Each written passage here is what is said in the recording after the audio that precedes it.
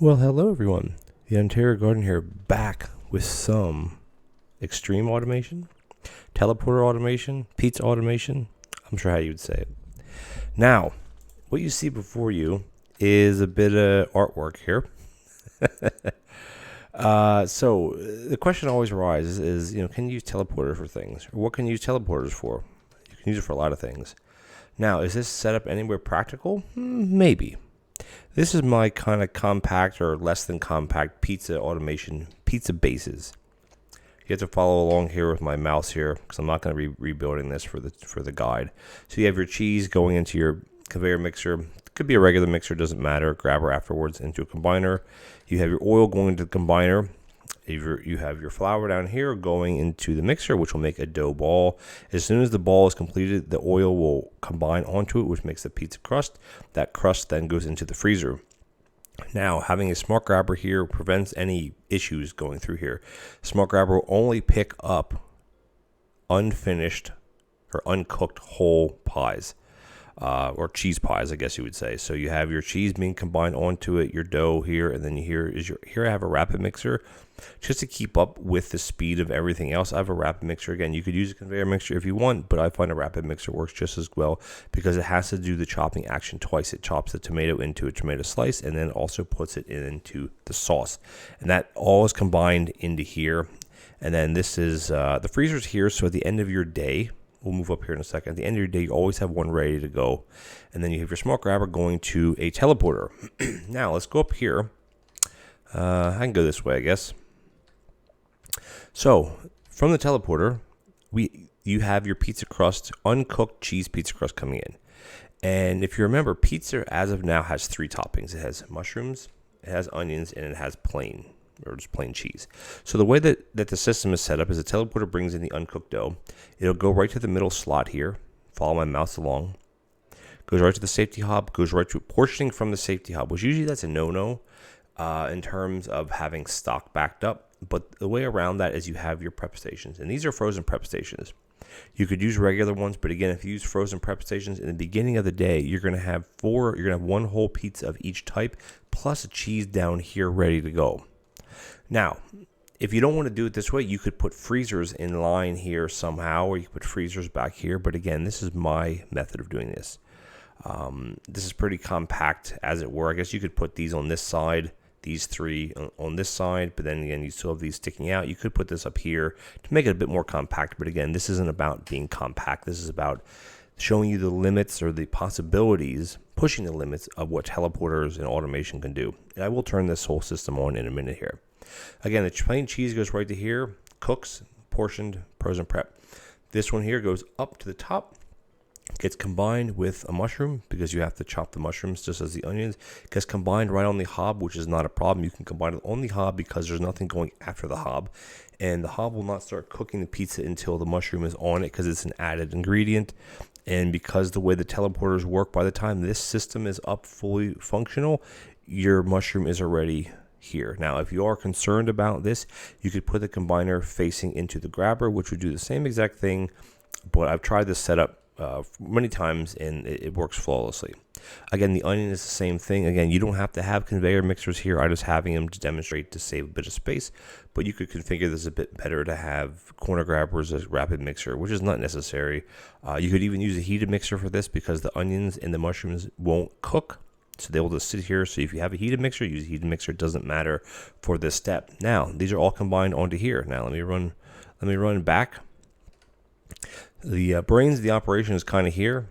Now, I did have a setup of having 3 teleporters, 1 going to each one, but I'm like, you know what, that's such overkill. Why need that?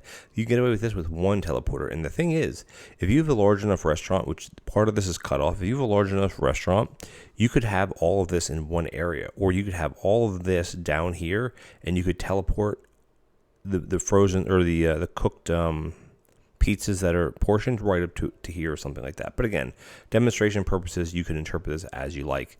Portioners portion, they each go into a frozen prep. So it takes a bit of time to get the system up and running. But again, like I said, once it's up and running, every day you start, you're going to have 4 of every slice ready to go, and you're going to have 1 full cheese pizza. Now, like I said, down here, you could link multiple freezers up here to have a bunch of freezers ready to go. Again, as you like, you can change how this is set up. The only kind of key things here is I recommend using a smart grabber for this, set to an uncooked cheese pizza or uncooked assembled pizza, to eliminate the risk of this being pulled out of here before everything is combined, which will happen if you don't have a smart grabber. It will do that.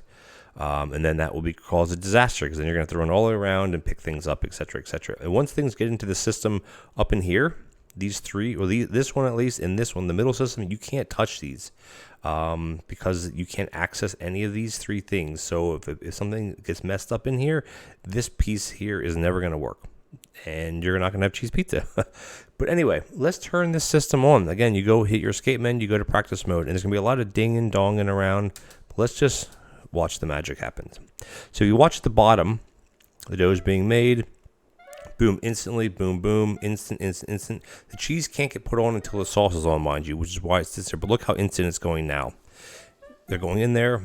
The grabbers are cycling now. There is a bit of truth as far as putting whatever the last grabber you put down is the one it pulls from first, but the straight grabbers will always have priority. It's a bit of a, I don't know exact numbers for that. But again, look at this. We have almost a full cheese done, almost a full onion done, and then we almost have a full mushroom done up here.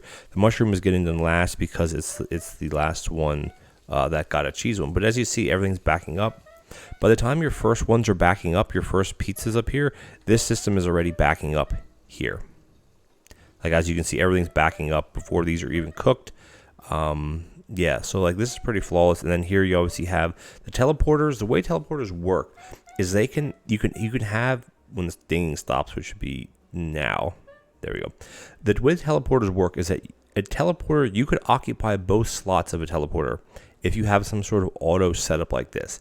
So even though it's supposed to be instant, you can still preload something onto a teleporter that's going to go through. As soon as this one gets removed, this one will go right through. It doesn't work the opposite way because you're not putting things on this to come back.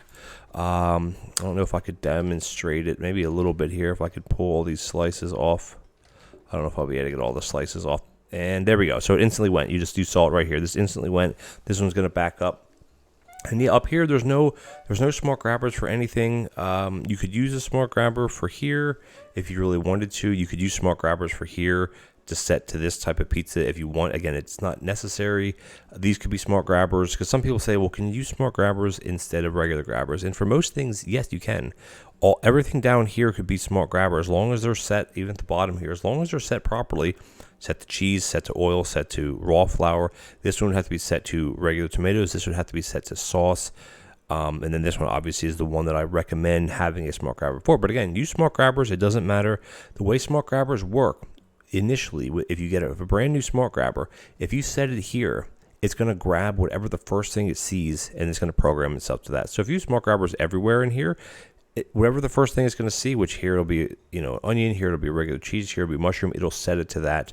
And the only way you really reset is if you do it manually, or if you have a grabber pushing into a smart grabber, it will reset it to whatever is coming in front of that. But for this setup here, let's get out of practice mode. For this setup here, it doesn't really matter. Now, again, this is open to interpretation. You may want to reconfigure, follow my mouse, you may reconfigure this part of the bottom to kind of fit your needs, to fit your space. You could cram all this into a 3-wide space.